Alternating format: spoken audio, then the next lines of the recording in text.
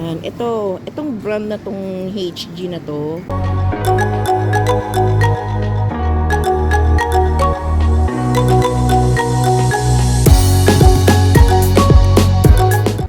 Dito sa home store, talagang proven to. Ang ganda ng products nila. Bathroom cleaner, frizz de-icer. Ito yung grease away. Yan, ganda niyan. Hanap ka lang ng natural stonework worktop cleaner. Yan. Recommended din ito ng friend ko. Then, na-try ko. Yan yung grout cleaner. Ayan, pang refill. Pwede din siya. Save nyo lang yung head sprayer niya. Ano na siya, pwede na siya. Ang ganda niya. Nakakagaan ng buhay. Tayo pa naman, lalo na abroad, wala kang katulong sa bahay. Nako, DIY talaga. Do it yourself. All by yourself. Ayan. Kaya kailangan, meron ka ding mga tools and equipments na nagpapagaan ng life mo. This time, ang target ko is linisin yung glass door namin at saka yung sa toilet ng mga glasses. Hanap lang ako ng pang scrub sa glass. Saan kaya siya dito? Saan kaya siya?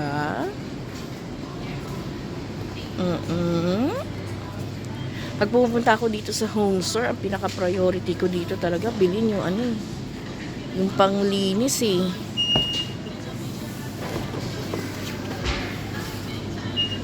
Dati yung mga yung mga arts, but this time nasa panlinis na talaga. Asa kaya yun? Asa kaya siya makikita? Laundry na tong mga to. Saan kaya?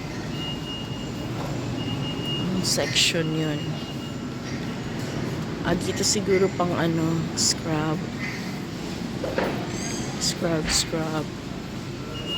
Saan kaya siya?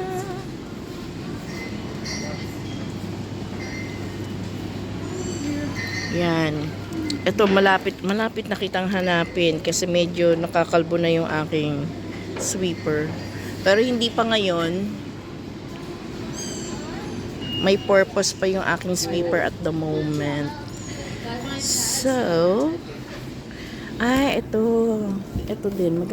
Maganda din magkaganito kasi yung mga sa likod ng sa likod ng knobs sa sink. Magkano siya?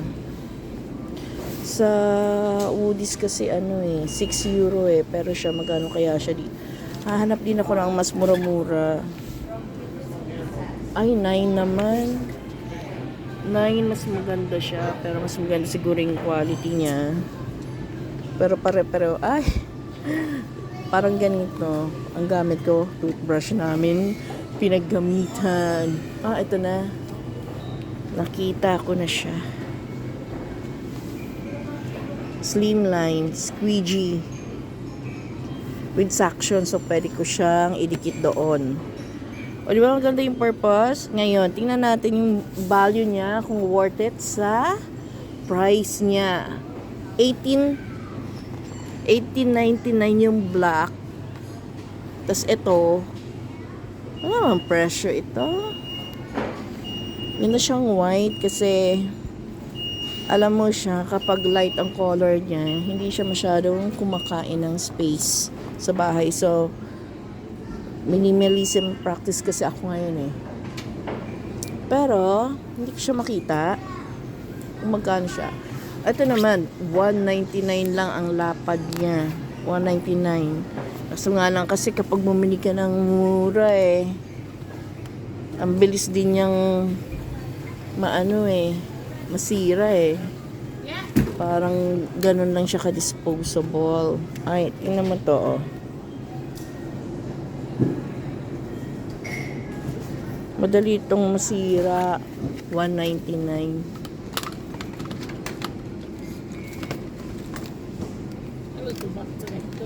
Ay. Okay. I got it. Yeah. Thank you. How much is this one?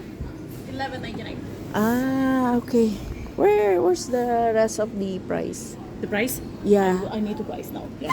Oh, okay, okay. But it's 11.99, yeah? That's fine. Pwede na siya sa 11.99 kung magagamit mo naman siya ng matagal. At saka may, ang gusto ko talaga dito, ay ano, may ano siya, suction cup. O, di ba maganda? Nabili mo na, may purpose na siya sa'yo, and at the same time, may paglalagyan ka pa sa kanya. Yan ang kagandahan dito. 11.99, hindi naman siya ganun kasama kasi at least matagal mo naman siyang magagamit. Mukhang matibay naman siya, oh. Yung tibay-tibay naman siya. Kung matatagal mo naman ito ng 1 taon, no? Di ba parang €1 lang a month ang service niya? Pero I bet matagal pang buhay nito. Ganyan na ako bumili ngayon eh. Yung talaga yung quality and value ng kada cent na pinagtatrabahuhan mo. Dati, you know, when you are new here abroad, or dito sa Ireland, or anywhere, kapag galing ka sa Pilipinas, well, I bet naman na ano, is it 11.99? Thank you so much. It's 11.99. So, pagdating mo dito sa abroad, you'll be overwhelmed kasi wow, biglang taas ng sahod mo, di ba? Hindi mo siya makukuha dyan sa Pinas. But then, hire-hinay ka kapag andito ka kasi like me here, I'm kinda, magta 20 years na rin ako dito sa, Ireland. Marirealize mo at your later years dito, yung value ng pera na pinag-aksayahan mo. Kaya ngayon, kada sentabo talaga ng ini-spend ko, tinitingnan ko na yung value niya. Kasi ang hirap na rin ng buhay eh. Dumaan na din sa recession yung stay ko dito sa Ireland at one point. Tapos dumating na rin yung COVID, yung pandemya, hindi mo na alam kung ano yung mga susunod. Tapos may pamilya ka pa na kailangan na mong tulungan. O diba? O pa, nabili ko na. O ayan, may pair na siya. May glass mirror cleaner na ako. Alam mo papa, pag bumili tayo ng mga ganito-ganito natin, may mga pan-refill naman. I-save mo lang yung head. Tapos okay na yun. Diba? Ma-realize mo din yan eh. Lalo na kapag ang purpose mo dito, kaya ka nga nag-abroad, sinacrifice mo malayo tayo sa pamilya natin, diba? Kaya kailangan we make the most of it. Yun nga lang, minsan, natututo tayo sa later part na, yung man tipong pagbata ka kasi, parang ini-enjoy mo lang yung something na wala pa sa'yo, yung hindi mo na-enjoy. Pero, pinaghirapan ng mga magulang mo para sa iyo.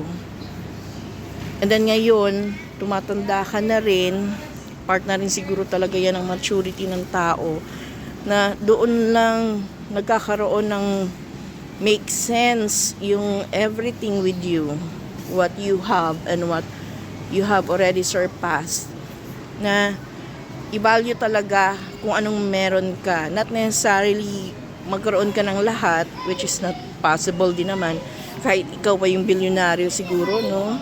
Hindi din sila ganun ka 100% na at peace. Kasi, alam mo yan, temporal world pa rin to. Ganyan. Uy, may tunog-tunog. Baka mag-copyright infringement tayo. O, nika, layo-layo tayo dyan. So, ganyan. Makulay ang Disyembre, diba? O, ayan. So, at least may purpose na akong na-meet today. Bumili ng panlinis. Nakakatuwa dito pag pumunta ka sa DIY shop, sa mga home store na to. Ang daming bago na nakikita mo. Wait lang. Yun mo naman nung ginagawa ng mga tao ngayon, may egg timer siyang cute. Diba? Ang ganda. Ma-appreciate yan talaga ng mga cook. Ayan. Magbabayad-bayad na ako. O, diba? Ano na yan? Yan, ay nakakatuwa lang naman kapag makita mo kung ano yung bago dito. Okidok.